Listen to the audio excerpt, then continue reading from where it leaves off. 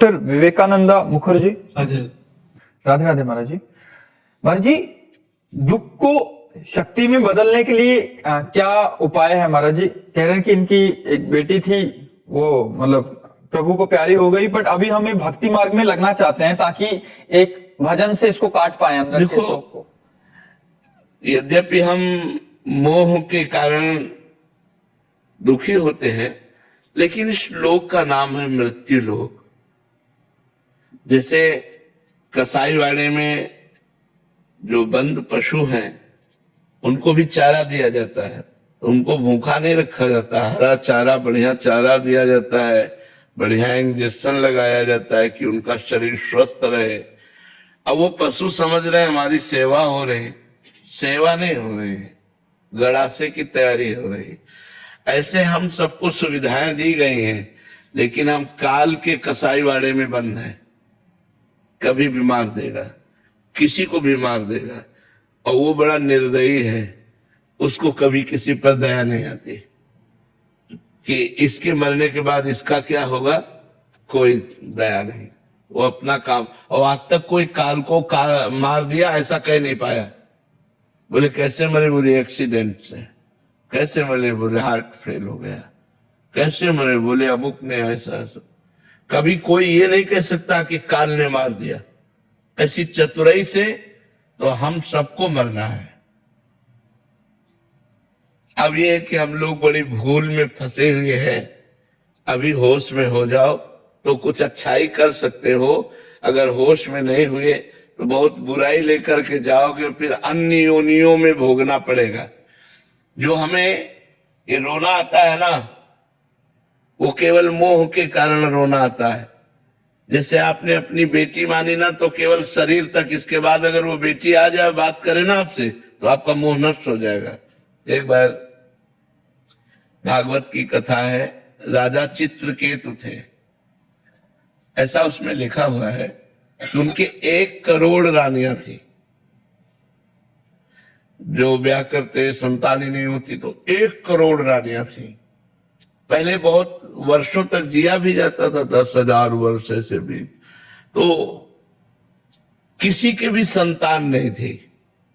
बहुत व्याकुल थे वो कि इतना बड़ा राज वैभव और इतनी रानियां और एक भी संतान नहीं। तो एक दिन देवर्षि नारद जी और अंगिरा जी उनको समझाने के लिए आए। तो उनका मुझे ज्ञान उपदेश नहीं, पुत्र चाहिए। पुत्र की प्राप्ति की कामना ने इतना व्यथित कर दिया था कि ऐसे सिद्ध महापुरुषों को उन्होंने कहा मुझे ज्ञान नहीं, भक्ति का उपदेश नहीं, मुझे पुत्र चाहिए। जब बहुत हट किया तो सामर्थ्यशाली महात्मा थे, उन्होंने कहा जाओ पुत्र होगा, पर हर्ष और शोक दोनों प्राप्त होंगे। वो आखिरी बात पर ध्यान नहीं दे पाए। पुत्र होगा इस पर ध्यान दिए, आखिरी बात पर ध्यान नहीं दिए कि हर्ष और शोक दोनों को प्राप्त हो गए। बड़ी रानी कृतद्युति उनका नाम था। वो गर्भवती हो गई। अब तो बड़ा आनंद, समय आने पर पुत्र हुआ, क्या कहना है, खूब मंगल गान, बधाइयां, खूब धन संपत्ति लुटाई गई, बड़ा आनंद। अब तो राजा रोज कृतद्युति के महल में जाते। अन्य रानियों को जलन पैदा हो गई कि जब से ये संतान हुई कृतद्युति के, तब से महाराज हम लोगों की तरफ तो देखते भी नहीं, वही महल में पहुंच जाते हैं। धीरे धीरे विरोध करने वाला पक्ष जोरदार हो गया रानियों का, और कहा हम सबके बीच में कांटा यही लड़का ही तो है। अगर राजकुमार को जहर दे दिया जाए, वो मर जाए, तो महाराज फिर हम लोगों को प्यार करने लगेंगे। काल की प्रेरणा हुई और उन्होंने धायमा को अपने वश में किया और कहा कृतद्युति के महल में जाकर सोते हुए राजकुमार को ये जहर पिला दो। पिला दिया, वो सदा सदा के लिए सो गया। कृतद्युति आई, उसको गोद में उठाया, देखा पूरा शरीर नीला, राजवैद्यों से जांच कराई गई तो पता चला वो तो मर चुका है। अरे राजा की जो हालत, सोचो चक्रवर्ती सम्राट, और एक पुत्र हुआ इतने दिनों बाद, और वो भी अब हाहाकार मच गया। महाराज पछाड़ खाते हुए गए, बस उसके चरण पकड़कर बार बार रोते कि बेटा तुम्हें दया नहीं आई, मुझको इस तरह दुखी देख करके तुम सुखी हो रहे होगे, बेटा कहाँ हो, बड़ा बिला। उसी समय देवर्षि नारद जी अंगिरा जी फिर आ गए, क्योंकि जो धर्मात्मा पुरुष होता है तो उसे महात्माओं का संयोग प्राप्त होता है। देवर्षि नारद जी अंगिरा जी ने कहा देखो मैं समझाने तुम्हें पहले ही आया था कि पुत्र में सुख नहीं है, सुख श्री भगवान में है। तो उनका महाराज जैसे आपने कृपा करके हमको पुत्र दिया, एक बार उसे बुला दो, एक बार मैं बात कर लूं, आप सामर्थ्यशाली महात्मा हो, तो उनका बुला देता हूं। आकर्षण किया तो सामने उपस्थित हो गया, लेकिन शरीर तो जल चुका था। तो उनका पुत्र आ चुका है, तुम बात कर सकते हो।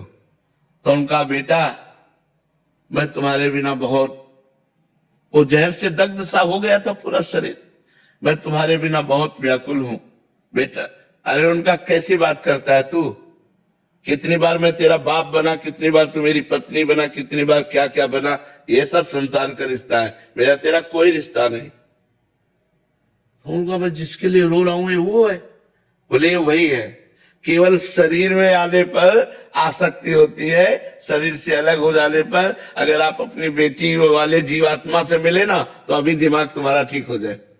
पर अपना लगता है अपनी बेटी, चूंकि शरीर का राग, और वो तभी तक प्यार करती है जब तक शरीर में, और शरीर से अलग हुई तो उसका स्वरूप जो होता है वो अलग हो जाता है। तो हमें लगता है हमें अपने मोह को कंट्रोल करने के लिए भगवान से प्रार्थना करनी चाहिए और नाम जप करना चाहिए। जी जब जप करते हैं इष्ट चिंता में उसी का मुंह आ जाता है, तो उसी में भगवान की भावना करके प्रणाम करो, हम जो कह रहे हैं वही करो।